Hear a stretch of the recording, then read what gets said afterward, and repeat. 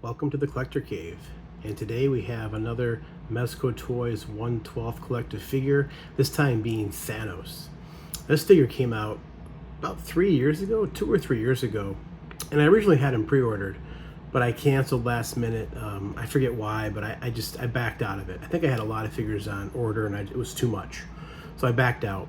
And scrolling through Amazon the other day, I found this guy at like a $40 discount. So I took a shot and I ordered him.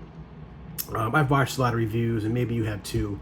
A lot of negatives with this figure, but we're going to take a fresh look at him. It's been a couple years since he's kind of hit the market and on YouTube.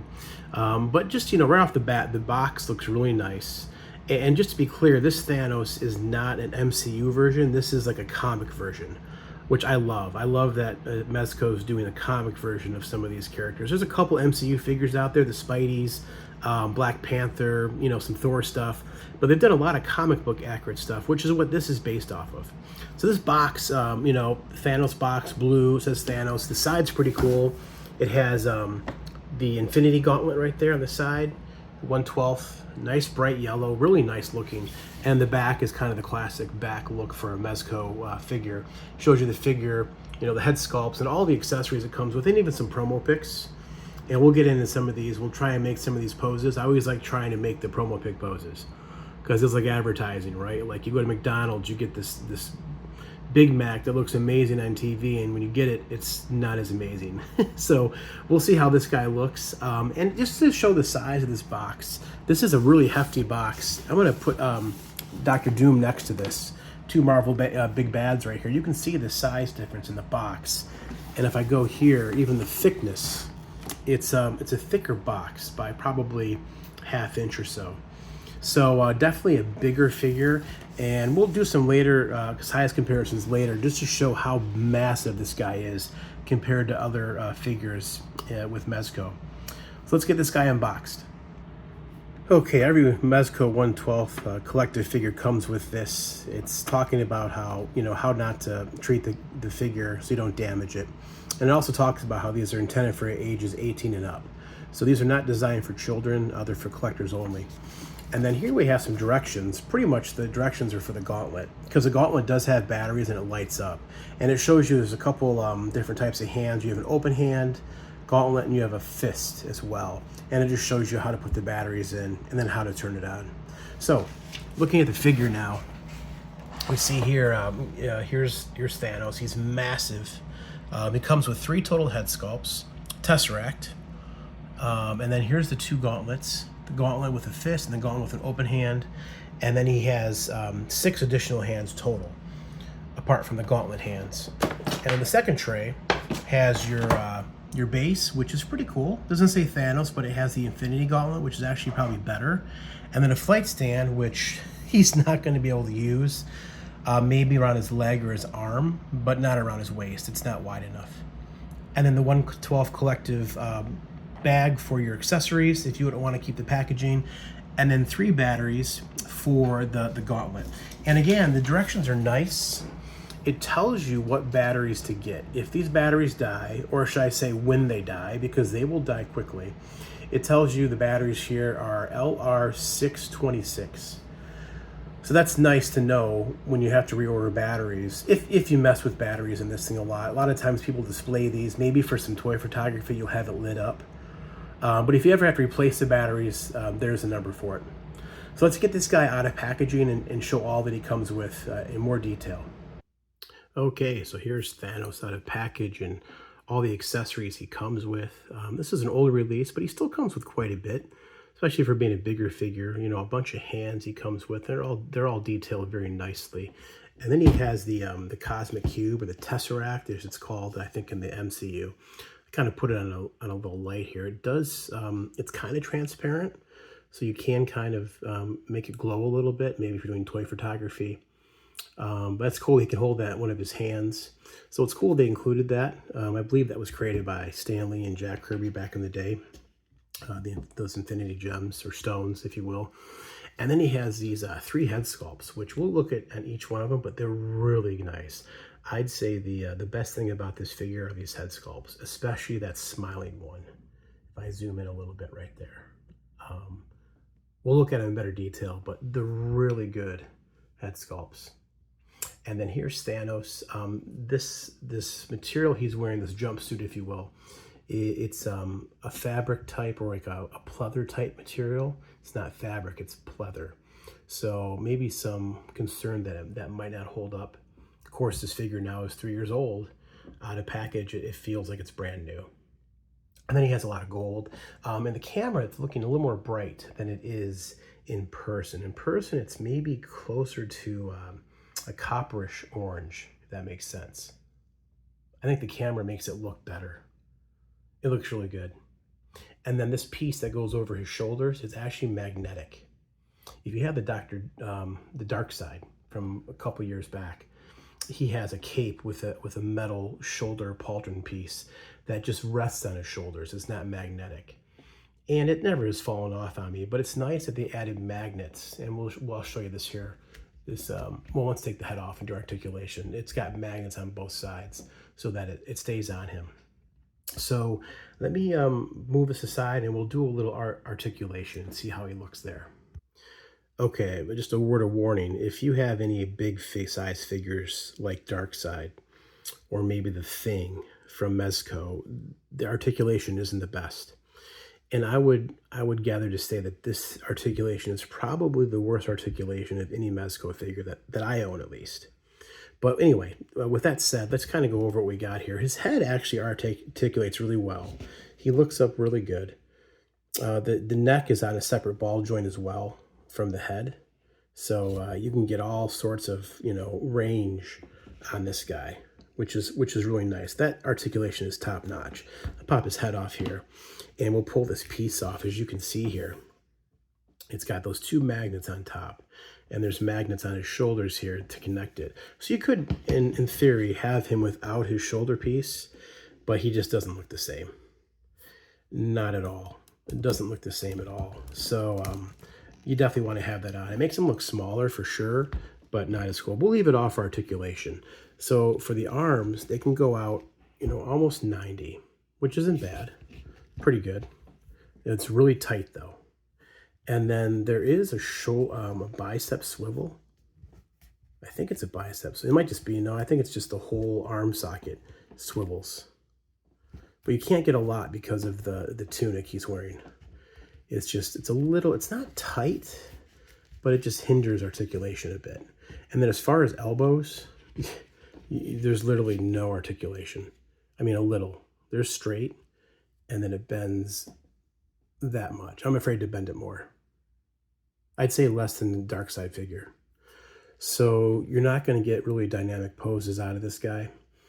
A lot of people don't like that for collecting figures. They want to have more dynamic poses. I would say with Mezco, as a general rule, you don't get a lot of dynamic poses just because they have fabric material on, covering up the joints, which is one of the reasons people like Mezco. It covers the joints. So there's a trade-off sometimes. But with this guy, there's quite a bit of a trade-off because he doesn't have much articulation. The chest, I can't tell. The chest is not separate from the abdomen. It's just one piece from what I can gather. And it goes forward a little bit and bends back just a little bit. It twists somewhat. There's a little bit of a twist there. Not too bad, but not a whole lot. The legs kick up about that far. That's it. Because this thigh piece catches the hip. However, this is made, there's a big muscle here, which is cool, but you can't really see it because he has the tunic on. So that muscle is impeding right here. So that's as far up as I can get him to go. The splits, he can go about that far. Not bad, but you're not going to have Thanos doing the splits, I wouldn't think. And then the knees, less than 90. But again, you have these big old honking, boots on. These boots are massive. They're massive, probably 1.5 inches across, maybe 2 inches close to. So that's all you got there. And then the feet, they're on a pretty good ball hinge, I think, or just ball socket. And they rotate out pretty far, up a little bit, not too bad, and down, not really down, because it catches back here. So no down movement, just up, and then the rotate. And rocker, a little rocker, not a whole lot, but maybe enough to get him into some sort of pose here. Oh, and that's the thing to talk about right now. So the Infinity Gauntlet arm. I don't know if they were thinking, but they didn't make this a ball socket, a ball joint. It's just this piece that just plugs in. As you can see here, it plugs in right there, and it just doesn't want to stay on very good. I mean, it just popped, but trying to move this to make him do something, it falls off a lot. So I don't know why they didn't decide to make this connector a ball joint. You could have got some more rotation with it. It's a ball joint too. I don't know why they made that choice. It seems like a bad choice, but I don't design figures, so maybe there was a reason for it. I will say the material does feel good. I know it's pleather, it's not leather, but it feels nice. This tunic looks real good. If I can zoom in a little bit, you see the pattern in the tunic there, the blue, and then these gold pieces. They're almost closer to copper, like a light gold in real life, not on camera. And then you got pattern here. On the back, you have like, what do you call that? Going down his spine. I guess you could maybe figure these are kind of like armor pieces to protect his back, even though it's just printed on. This is all printed on material like Mezco likes to do. And then you have some details going through, printed on as well. Yeah, it's printed on. But this vest tunic is kind of cool. It doesn't come apart. It's sewn, and it's stitched really good. Great quality on the stitch work by Mezco, as always. They do a great job with that. And then this belt is plastic, these gauntlets are plastic, and the boots is plastic. There's no metal or polystone with this figure. Like Darkseid was polystone, this guy is not. It's just all plastic, but he's still heavy. But yeah, look at the details. The details are really nice in this figure. If you like the comic look Thanos, I think you'll really like this figure, despite the limited articulation. Let's put a different head on. Let's put his shoulder pauldrons back on. Make him look more like Thanos. Back out a little bit, and let's put on the angry head sculpt. That looks really cool. Yeah, look at that. Man, that looks really good. The green eyes, the teeth, the gums. That's awesome. Let me get this camera up some. Really take a good detailed look at this face. To me, the head sculpts are the highlight of this figure. I think they look fantastic. One of really good sculpts by Mezco. And then this one's probably my favorite. This is the smiling. And he just looks, the Mad Titan they call him. That's it right there. That's the look. Look at him laughing. Like he's got all the Infinity Gems, or Infinity Stones if you're talking MCU. And he's ready to snap his finger and just balance out all life as we know it, right? That is awesome. Those green eyes, it's like almost they use like glowing paint. The light is picking up the eyes and making it almost glow. Not sure the type of paint they use in the eyes, but it looks really good. So man, that's really cool. So let me go ahead and get the batteries installed in the Infinity Gauntlet, and we'll see what the light up feature looks like. Well, first, before we do that, let's look at the hands real quick. So I think it's important we check out the hands. So here's a fist, if you want to put the fist on. And it has all the gems. What is there? 6, I believe, right? 1, 2, 3, 4, 5, 6. Yeah, I forget all of them. Reality, time. There's a bunch. I can't remember all the names right now. But if you've watched the movies or you've read the Infinity Gauntlet comic miniseries from the 90s, you know. And then here's the open palm. So you could maybe put the Tesseract. I mean, he's already got it in the stone in his gauntlet, but you know, just to look, that looks really cool. Awesome. Very cool. And then the gauntlet here, just so you guys can see it, this piece comes out, this slides out, and this is where it lights up. And somewhere in here, I got to figure out how to put the batteries on. I'll look at the directions. But the batteries go in here, and then there's an on button somewhere in here. Hard to tell. And then this just slides into the gauntlet. The hand goes on over this, which is a weird connection fit too. I think some light is going to seep out of this, but we'll see. But that's what that looks like there. And if you put it on here, yeah, it's just not a very good fit. Weird how they did this. I don't know why they didn't do a ball joint. They still would have got the light up feature in all this. You can see where the gems fit in there. Actually, they're kind of lighting up from the light hitting them. That's pretty neat. Pretty cool. Let me try something. Let me try something here. Yeah, look at that. I mean, it's bleeding through his hand there a little bit, but it's pretty cool that it can light those up. So let me figure out the batteries, and then we'll see what this thing looks like lit up. All right, just to show you guys how this works in case you get this figure. This part right here unscrews. It's a little screw, which a lot of times these figures have. So you need like one of these tiny little screwdrivers, typically used for like glasses or for computer. Anyway, I can't get to focus, but yeah, it's a little tiny screwdriver. And then that just opens up, and then the 3 batteries, you can actually see them right there. The 3 batteries go in there. And then in here is where you turn it on. So you turn it on and it lights up. So let's put this back into this gauntlet. It goes a certain way. It only goes one way. And then this goes in. And then let me turn these lights off. A couple lights. And you can see it lighting up. Doesn't do the outside one very good. Or the red one. But it does hit the green, the yellow, the blue, and the other blue one. Let's try the other hand. You can see that light escaping. So if you don't get that in tight, that light is going to escape. Okay. And then the open hand. It's not wanting to close up. Oh. This open hand's not wanting to close up.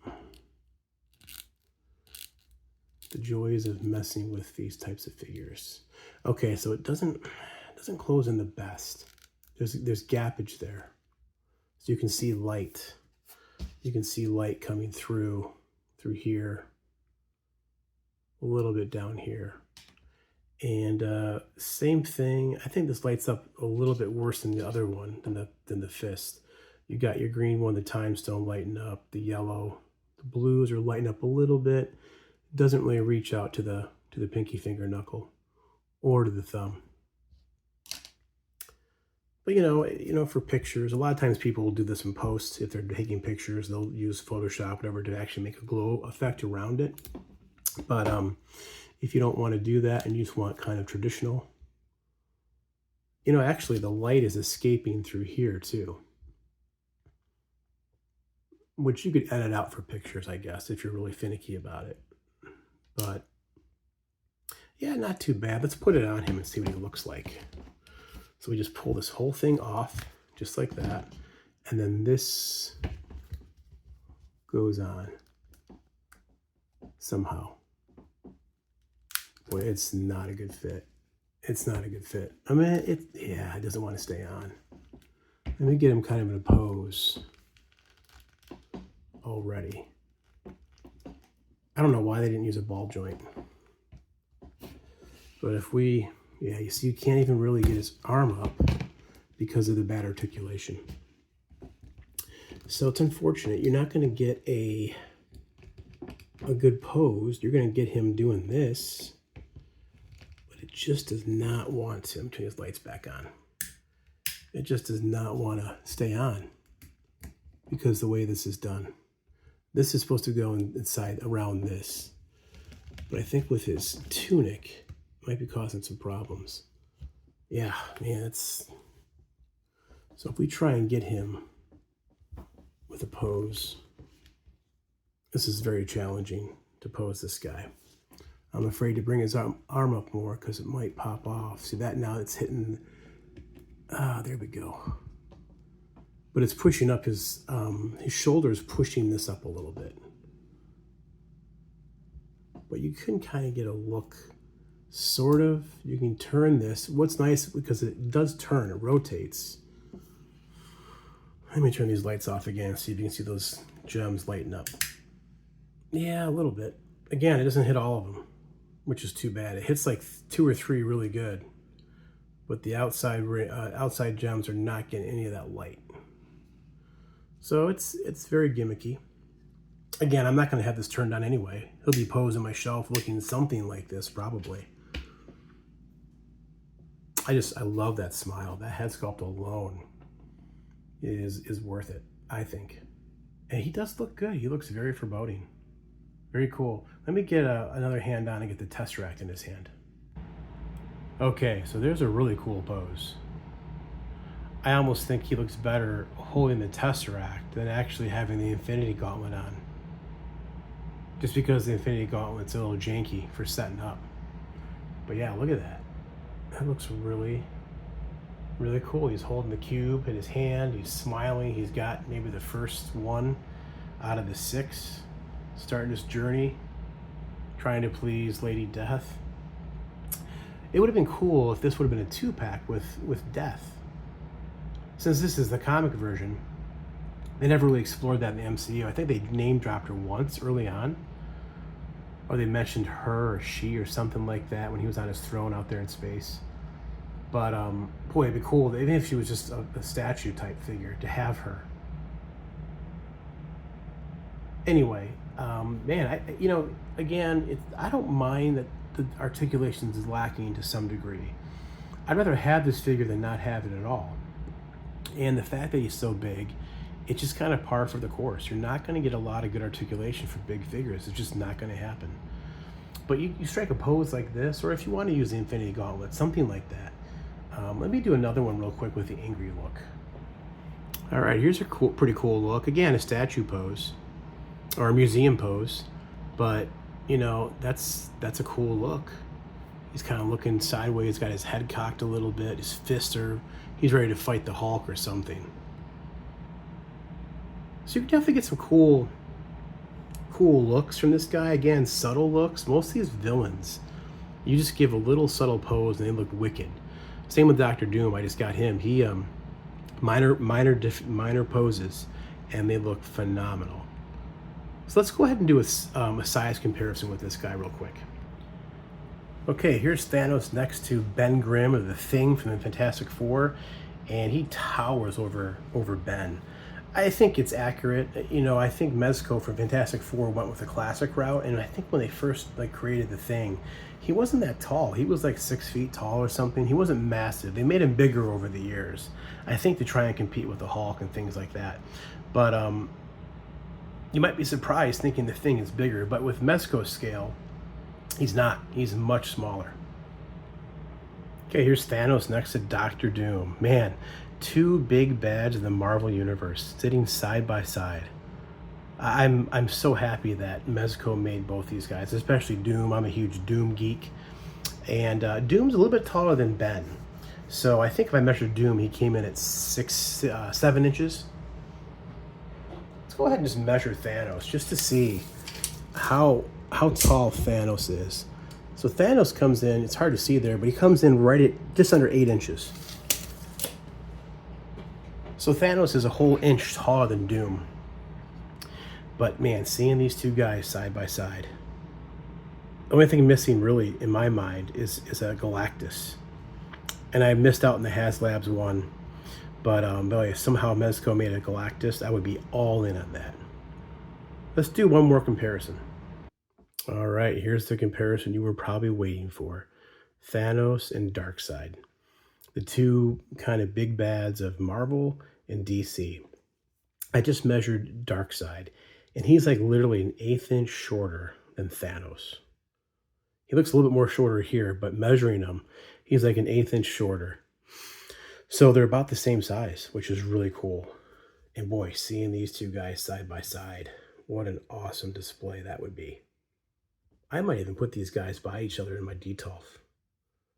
Even though it's different, Marvel DC, just they're so similar to each other in regards to they almost look like rock characters type deal. But and again, they're just kind of the big bads of both sides. So let's go ahead and just do one more thing. We're going to weigh Thanos. All right, it's weigh-in time for Thanos on the male scale. So let's go ahead and put him on and see what he comes in at. He is hefty. All right, what we got? Thanos weighs 1.2 ounces. I'm sorry, 1 pound, 2 ounces. 1 pound, 2 ounces. That's interesting because Darkseid, I just weighed him before. Darkseid weighed 1 pound, 1.5 ounces, and he was polystone. I don't think this guy's polystone. He might be. I don't remember reading a write-up on him if he was or not. But to weigh that much, 1 pound, 2 ounces, to weigh 0.5 ounces more than Darkseid, he's got to be. I'll have to check on the website to see. Because, boy, I didn't think he was. I thought he was just hard plastic, but it's hard to tell. I think he might be polystone. Anyway, he comes in at 1 pound, 2 ounces. The next heaviest Mezco figure I have is Darkseid at 1 pound, 1.5 ounces. And then like Ben Grimm is like 12 ounces. Doom, who is mostly metal pieces, is 7.7 ounces. Just in case you guys are wondering. It's kind of fun to weigh these guys. Like a big heavyweight match coming up. So let's just see here in conclusion if he was made out of polystone. Okay, so we're here at Mezco's website, and it says nothing about polystone for Thanos. I read the Darkseid description, and the first thing it says is polystone. So this guy's not polystone. I just can't believe he weighs more than Darkseid not being that. But regardless, on their website, he was $155. And I think when it gets to that high price for these 1/12 scale figures, a lot of people back off just because it's a lot of money for a 6-inch scale figure.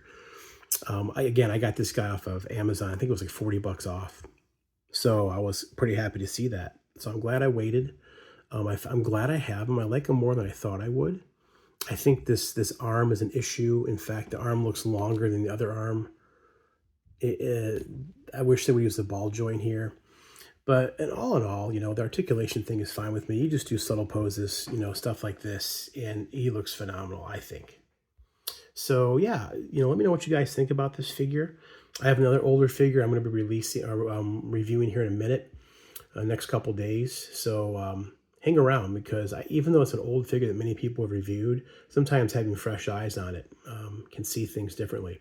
So let me know what you guys think. If you like what you see, please like or subscribe, especially comment. I enjoy interactions, talking about this kind of stuff. I have a passion for this type of stuff. So feel free to drop a comment and I'll reply. Until next time, thank you for watching.